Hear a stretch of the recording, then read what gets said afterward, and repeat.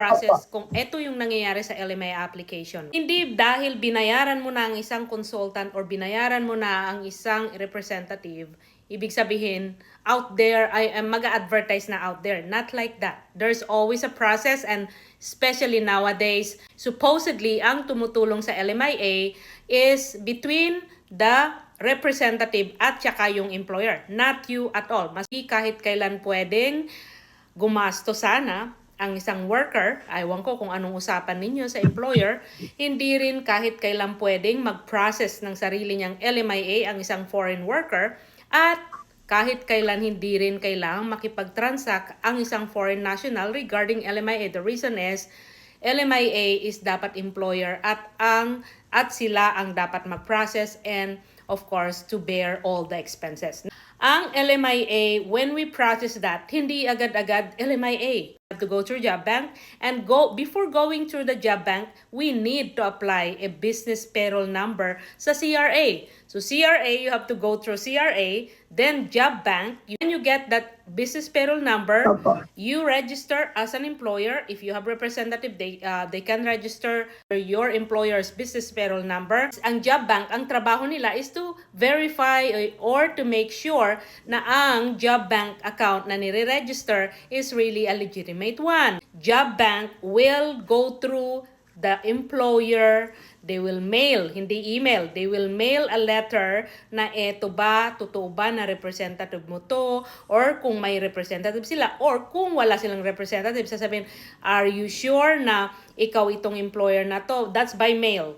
And then, getting that mail, dapat ang employer may instruction sa mail na yon na mag-respond ang employer dun sa job bank by email naman. Ang processing just to get that validation sa job bank, it's really difficult, honestly. With my experience as a consultant, it's difficult. It is not easy. Assuming na nakuha na ng employer yung mail from the job bank, magre-respond. Assuming nag-email, then the job bank people or a representative will, after validating the job bank, ibig sabihin in-approve, kung in-approve or in-validate, pwede nang mag-advertise ng 28 days yung employer sa job bank. Pagka nag-advertise siya, mayroon na namang approval ang job bank. Then, that will gonna be the only time na kapag ganyan yung option, hihingiin nila ang business payroll number.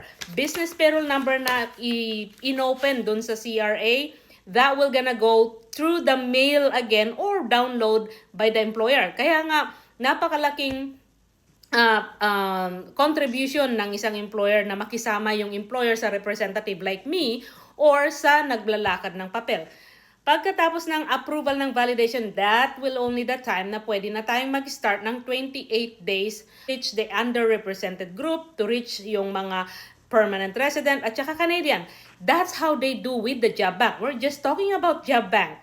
After job bank, for me, if I was able to create or put that business payroll number, mayroon na akong access sa LMIA application, I can always create. Mag-i-start pa lang ako to create an LMIA online application sa isang employer, mag-create na ng automatic na number. That doesn't mean na pinasok na yung papel. That doesn't mean anything pag hindi naman na-approvean at hindi naman na ipasok yung LMIA application.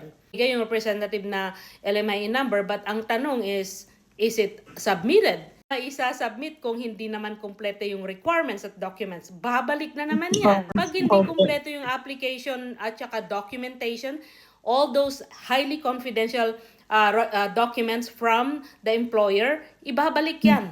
So, ganun kahirap ang process ng LMIA. That's how I talk to you right now. I know it's so easy to say it in a few minutes, but the process is long. Na okay, hindi pa ako na-validate dahil hindi pa nag-respond yung employer. Ano kung yung employer ang ginamit niya another address, hindi pala yun yung workplace. So kaya natatagalan na ma-validate yung job bank. Or paano kung yung employer hindi niya na-receive yung mail ng job bank. So yun yung mga situation na nangyari ngayon sa application mo. Okay? So when it comes to LMIA, it should be the cooperation of the employer and between me and him or her, and also cooperation towards the job bank, towards the LMIA officers hanggang sa lumabas yung LMIA result. May mga naa-approvean dahil mabilis. at saka may mga result na mabilis because of the cooperation of the employer.